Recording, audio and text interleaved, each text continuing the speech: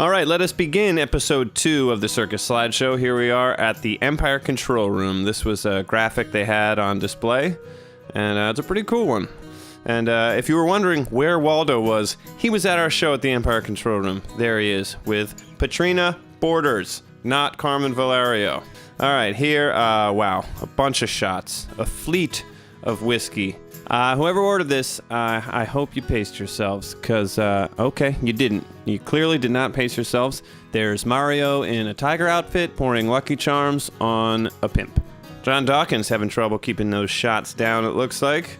And you might as well try a party hat to help keep it down, John. Not a bad idea, I guess. There's a more wholesome situation going on. Chris and Kama just having a good time at the party. Renee and Mario, Sammy there in the background. Everybody's ready for the big rock show. Here's Renee and TJ. I want to take a moment to give a TJ shout out here because he was such a big help during this show. He was like the stage manager, general helper, and he was just always there. So thanks a lot, TJ. So here we are with Wild Bill and the Lost Knobs. They put on a great show, funky, circus themed. Their bass player had Speedos on, which was awesome. There comes a point in a Wild Bill show where Wild Bill will put on a mask, and this is that point. Good mask, very scary. Anyway, here's just a fantastic photo.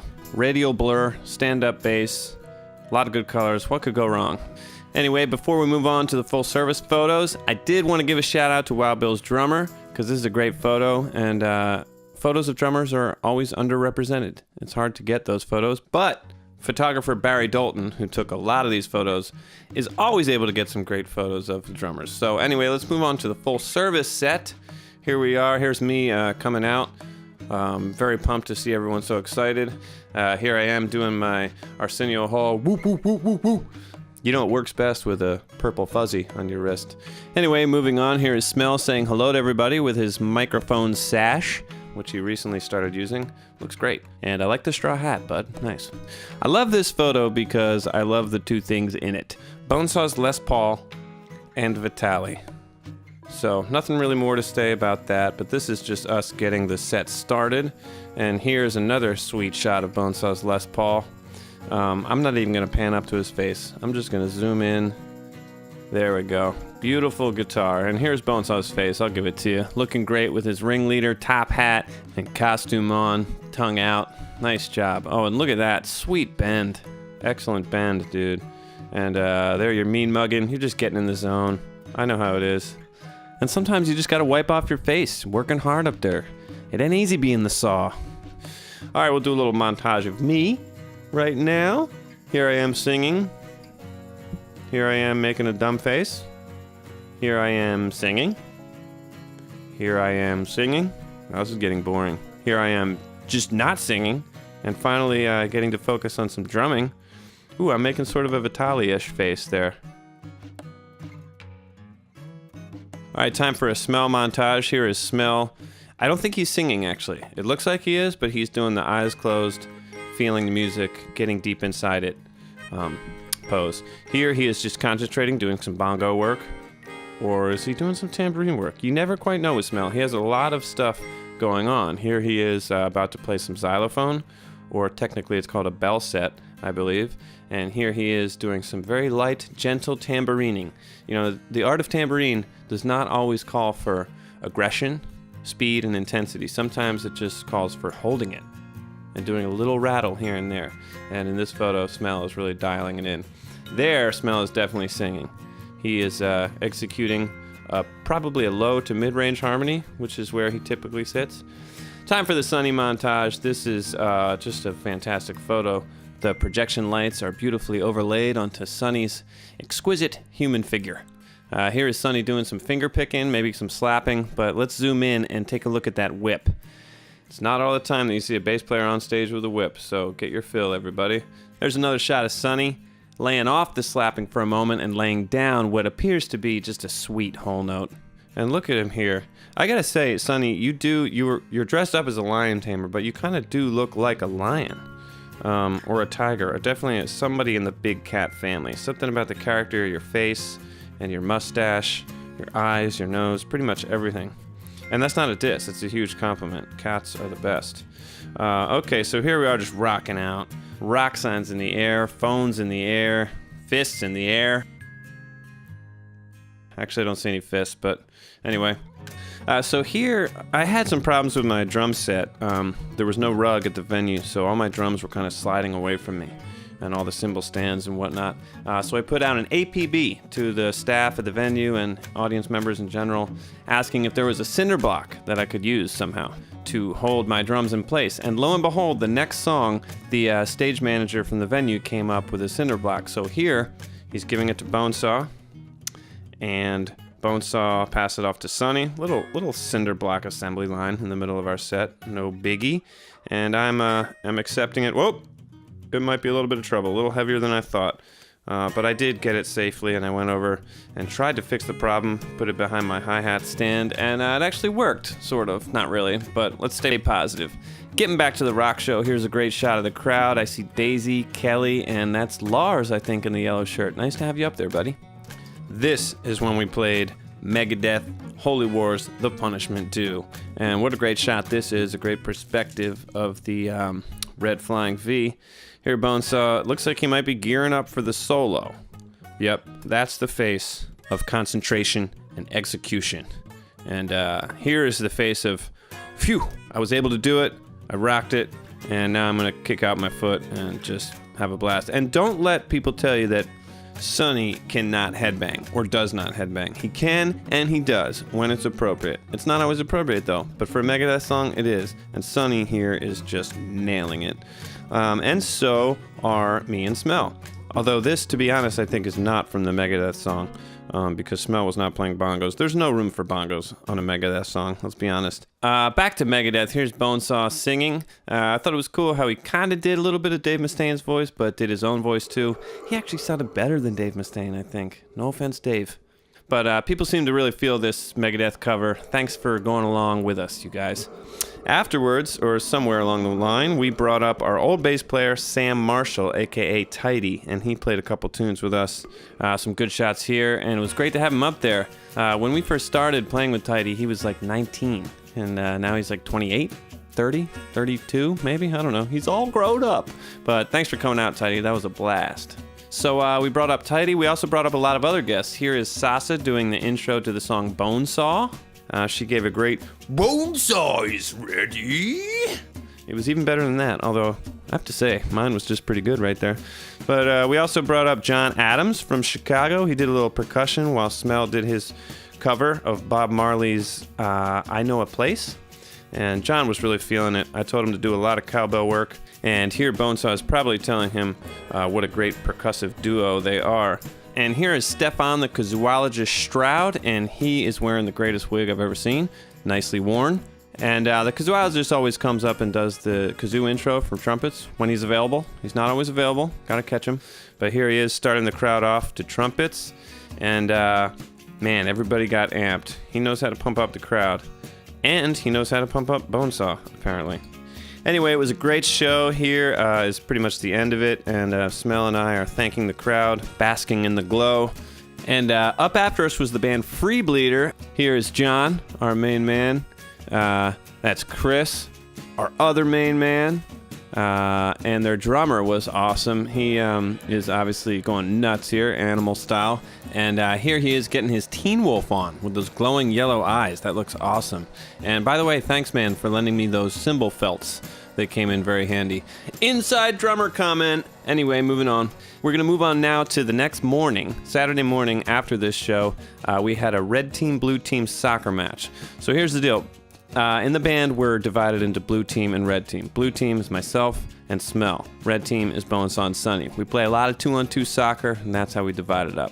So for the circus, we decided to do a tournament, and we held a draft, and we chose players. And then I made a blue team smack talk video, and kind of set off this whole thing. Let's show a clip of that smack talk video. Blue team is going to destroy red team in this year's full-service circus soccer match. And in general, the color blue is superior to the color red in so many ways. For instance, the color blue is the beautiful sky and Earth's majestic waters. The color red is the fiery inferno of the godforsaken underworld. Blue has the classic blue jean, America's pant. Red has this guy's pants. All right, so after people saw that video, it sort of opened the door for everybody to engage in all-out warfare online. So people started making these graphics. This one right here is pretty self-explanatory. It's an evil-looking blue skull, and metaphorically, it depicts how aggressive we will be in the soccer field. This one right here, I think, was done by Evan Stern, and there's Clifford the Big Red Dog, and he's clearly bigger than a tiny blue Smurf, which I guess means red team will win. I don't get it, really.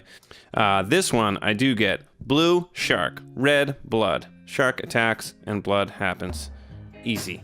Man, somebody, I guess, was on the plane, and the lights on the plane reminded them of the upcoming rivalry. That's intense. Here, Sean Tovson is celebrating his being drafted to the blue team with a little Photoshop. Nice skills, Sean. This one's pretty good. I think this was from Sasquatch. Red, the color of hard work. I guess toolboxes are typically red. Or red is the color of tools.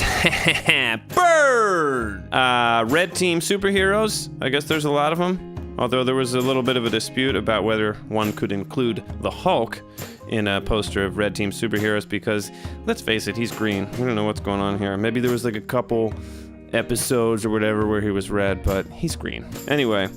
Roses are blue, violets are blue, my house is blue, I'm blue, dabba dabba dee. Alright, don't really get that one either. This is a good one, Bonesaw is ready. I love S's replaced with Z's. And there's Wendy's toes, she painted them blue. We got great fans. So let's go to the game, everybody. It started out a little goofy. So here I think Sammy is asking Bonesaw if he can have this dance. Dom is about to take one in the family jewels. So this is pre-pain for Dom. A couple frames later, full-on Dom pain. Here we go. This is a great one. Looks like Dennis Brubaker is doing I don't know, like a leprechaun hop or something. And Tyler behind him is clearly whiffing the ball. Don't worry, I'm not trying to pick on anyone. Pretty much everyone looks dumb in these photos. Like right here, Smell is, ooh, I'm gonna kick it. And Rob's like, no, I am tall German wall. You're German, right, Linder? Anyway. And here, Stefan, that's called a 5-hole, bro. Casey, nice work finding it. Joe, it looks like you're taking a charge here. Wrong sport. I think that's basketball. But hey, maybe this worked. It looks like we're crunching that guy, Mikey. All right, back to Linder. Linder is using the force on this soccer ball. But look closer. Let's see if we can zoom into his eyes a little bit. Linder's eyes are glazing over. Now, I might be engaging in some revisionist history here, but after the game, Rob did end up in the ER receiving IV fluids. Rob, I hope you don't mind that I shared that bit of personal information, but I think you're fine with it. But here, Rob clearly has all his faculties still, and he's controlling the ball with his mind. Colleen, you're being far too kind to Wilder. You need to engage in full-on defense on this spectacular, young, promising athlete. You need to get over there and get in his face, because he will make you pay. Okay, so I'm not immune to making a stupid, silly little dance move during a soccer game, and neither is Renee. So it was fun sharing that moment with you, Renee. And Stefan got to share a moment with Renee too. Look, he's about to knee him in the balls. So good luck with that, Renee. Smell, looks like you're scared of a spider there, man. Is there a spider hanging down from the tree, maybe, or something? Oh, you're just trying to get the ball, but I don't understand your positioning, really. Anyway, eventually everyone settled down and the level of play rose. And here's Dennis Brubaker, and we were really scared of him. He was a good player, and here you can see me doing my best to buckle down and get some defense on him. But man, he was really good. And actually, he scored the first goal off a penalty kick. Here you can see him setting up, taking the shot, and it went in, and the red team celebrates. So things heated up after this. We even started throwing the ball in and getting all serious. And we had a ref. Yeah, thanks to Robert for reffing. Although I think he was picking on me a little bit. Right here, he called a penalty on me. I guess my arm is up there in a climbing motion to get the header. But I still think he had it out for me. Anyway, things got serious, like I said. Here's Bonesaw and Sean strategizing from the sidelines, and Smell and I are doing the same. Secret weapons on the field were the two Hearn kids and also Wilder, who was pictured earlier. But these Hearn kids were very, very active in the game. You can see Kylie right here engaging in full-on defense with Bruce, and Bruce is not taking it lightly. He is determined to get around her. And look at Dom. Oh man, Kylie is in for a world of hurt if Dom doesn't look up and redirect. Anyway, here's Camden. What a nice strike on the ball there, Camden. It was great having you on the team. Rob, let's check in on Linder. Let's check his eyes. Yeah, they're glazed over. Rob, if only we had prepared with better hydration planning, we maybe could have had you at the backyard show. But, you know, whatever, I'm not bitter. All right, here we go. Ron, buckling down in the defensive stance, making it happen, staying in front of his defender. Blue team continued to pour it on. Emily Collins, a secret weapon as well. She was all over the place, not afraid of anything.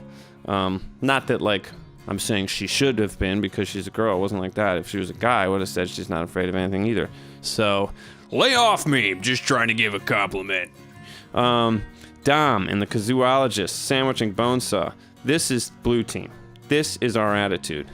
And, but you know, red team had good attitude too, good intensity. Here Sean is getting up for a header, and it looks like he may have won that one too. Oh my god, he's like a superhero.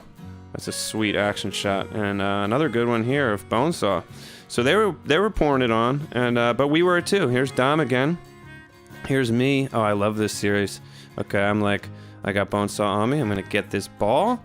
I'm gonna control it. I'm gonna accelerate, and I'm gonna leave him in the dust. I like that little series. So somewhere along the way, I forget who scored the goal and how it happened, but blue team did score a goal. All right, so it was tied. So let's move on from there. So we're tied, we're doing battle, both sides are having their chances, and then finally something happened. So there's Painter. Painter came late, and he was a late draft pick. That's Painter in the blue. And he actually scored our next goal. There's Colin and Colin's son Wilder celebrating. There's the kazooologist waving the Freaks flag to celebrate the goal, and a nice chest bump with Smellman. But red team would not go quietly into the night. Here's Bonesaw and Colleen, clearly focused on winning. But things started to unravel, you guys. Bonesaw got a yellow card for trying to call a timeout. Robert Anderson here delivers it to him. Bonesaw doesn't look like he wants to have any part of it. He doesn't agree. And he takes off his shirt. What an act of immaturity by my older brother, Bonesaw. Wow. You are more like Raphael, and I'm more like Leonardo, maybe. But later on in the evening, Robert, the referee, presented Bonesaw with a page from the rulebook and also the yellow card itself. That was a really nice touch, Robert. But back to the game. Blue team is up 1. Defense is the story. Here's our goalie, Austin, making it happen, snapping shots, booting the ball back deep. Here is Sean Toves, and we're just trying to hold on and finish this game and get this win. And finally, we do. The clock runs out. There's Austin celebrating on the ground. Smell coming out. Double spear in the air. Wow, what a moment. Everybody's celebrating. I love the shot of that, of Camden right there. And, oh yeah, we did a little like everybody go under the bridge type thing. Love this from the kazooologist. Just basking in it, you know. Victory is his. Everybody in line shaking hands. In the end, it was all in good fun and sportsmanship. Here's another great shot from James. Nice panorama. Blue team shot after the victory. Love it. Red team, a little less excited, but a handsome group of human beings and great competitors as well. Here's a group photo. Good times. I will always remember that blue team, red team soccer match. We had some awards to give out. Blue team MVP, it was an easy choice for us. We had to give it to our goalie. Stopped a lot of shots, played with a lot of leadership and intensity. Look at this one. He's just not afraid to, well, commit a foul of some sort. But anyway, nice job, Austin. We love you. And he was so cool. He came to the backyard show after the game, still in his goalie gear and a coonskin cap. Look at him, just chilling. Red team MVP was Dennis Brubaker, and he was not the only Brubaker to get an award. Sonia Brubaker got the Fansaw Spirit Award with these girls, Daisy, Paula, and Sasa, and they wore these red uniforms in support of their favorite red team members. We also had a sportsmanship type trophy, sort of an everybody wins type of thing. It's the ugliest trophy I've ever seen, but here you see Mandy and the kazooologist with it. Cutest blue team fan definitely goes to Moni. It was awesome having your support, Moni. Thank you. So anyway, that's episode 2. It's in the books. Stay tuned next week for episode 3.